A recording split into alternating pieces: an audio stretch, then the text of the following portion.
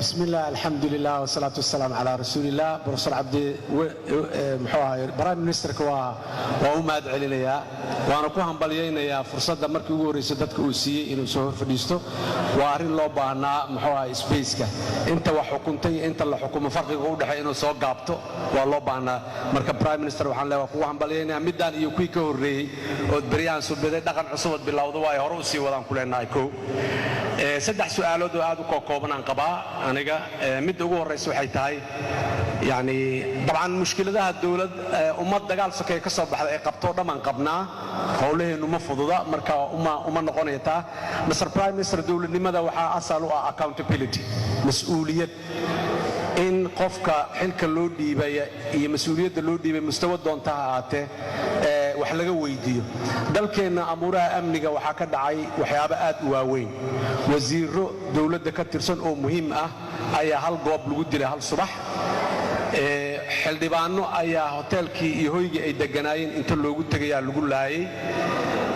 arday muxuu ahaa dawladdu isku keentay oo waxbarasho ay u qaadaysay ayaa maalintii ugu dambeysay 100 ku dhawaada ayaa la dilay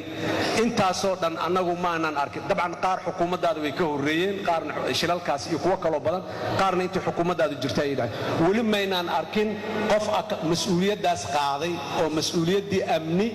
ee dadkaas ka saareed intuu ka soo bixi waayay ama xil looga qaaday ama su'aal lagu weydiiyay oo accountable u noqday xilkiisa uu gudan waayay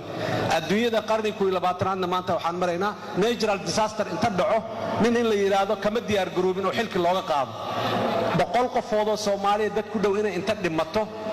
ee qofna aan waxba laga weydiinin oo hawshay caadi iska ahaato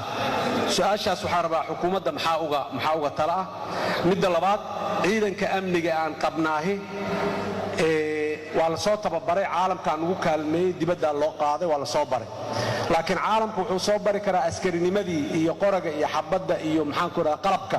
amniga sida loo isticmaalo laakiin maskaxda askarinimada Soomaaliyeed iyo ciddu xilku u hayo caalamku soo bari karo marka askarteenu waxay noqotay marka qaarkood inay ku ekaadaan inay yihiin mashiin wax dila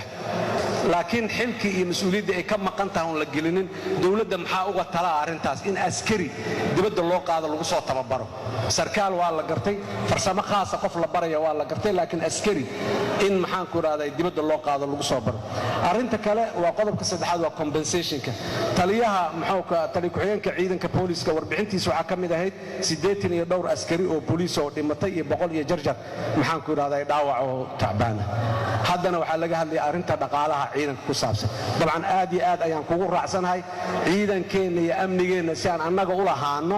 xoolo annaga naga yimiday waa inay ku jiraan ay ku noolaadaan laakiin maamaha jirta ahayday risaq reerka waa ku jiraaya rag ka soo bixiyay rabtaa dawladda maxaa uga barnaamij ah si loo helo in aan askarteena amniga sugaysa dhaqaale annagu aan leenahay ay ku bixiso ay u hesho dadka uga hesho ay muxuu ahay ay ku noolayso halka hadda muxuu ahay aniga saddexda su'aalood ayaan qabaa inta kale midna ayaad maasantahay xasan sheekh oo kamida dadkii ugu horeeyay xisbiya siyaasadeed furta su'aalaha ayaan ra'iisul wasaaraha u gudbinaynaa kadibna haddii ilaahay uu sii wada doono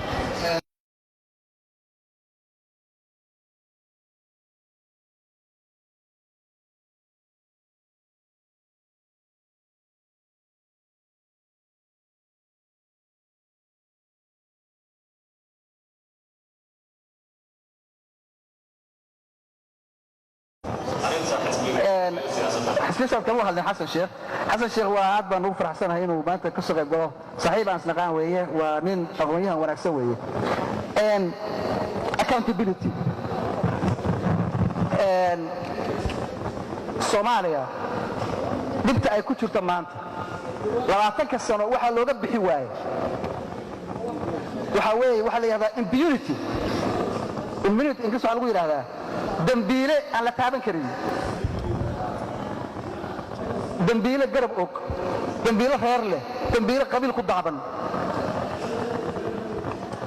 maxaan ka raadinayna waxa dhici karta inay hay'adaheena dastuuriga ku jiraan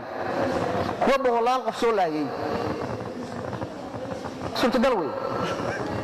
been baa soo sheegaynaa marka waa kula qabaa accountability inay timaado hadda tii u dambaysay nin xildhibaana aadan buulle ayaa lagu dilay madiina afar nin baa hadda u xiran kolle waa la heli doonaa kii dilayna waa laga daba tegi doonaa laakiin waxaan ognahay in kii dilayna uu qabiil dabada la galay iyo reer oo laga yaabo xataa mas-uuliyiin dawliga inay ku difaacayaan marka xisaabta dhab inuu yimaado oo la ishufo oo la ishaadiyo waa laga maarmaan waana inay timaadaa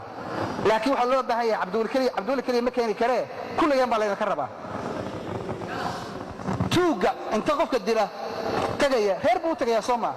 xaafad buu tagayaa reer buu leeyahay degn buu tagayaa maamul baa jooga boliis baa jooga hooyooyin baa jooga urur bulshaa jooga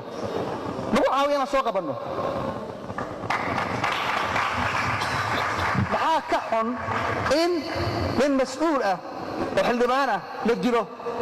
ninkii dilayna uu xamarnama joogo yaabaha khaldaadka jiray ka mid taha aniguna maajid bulod maajid maaragtay waan ma wato inta saasa waxa baan ku baabiinay cabduule ma wato cabduule idinku garab idinka rabaa idinku taageero idinka rabaa idinkaa la rabaa inaad ka shaqaysaan xisbiga aan furayna aan ku darsanno siyaasaddiisa ka mid noqoto wixii fikrada haysana noo keena waan ku shaqaynayna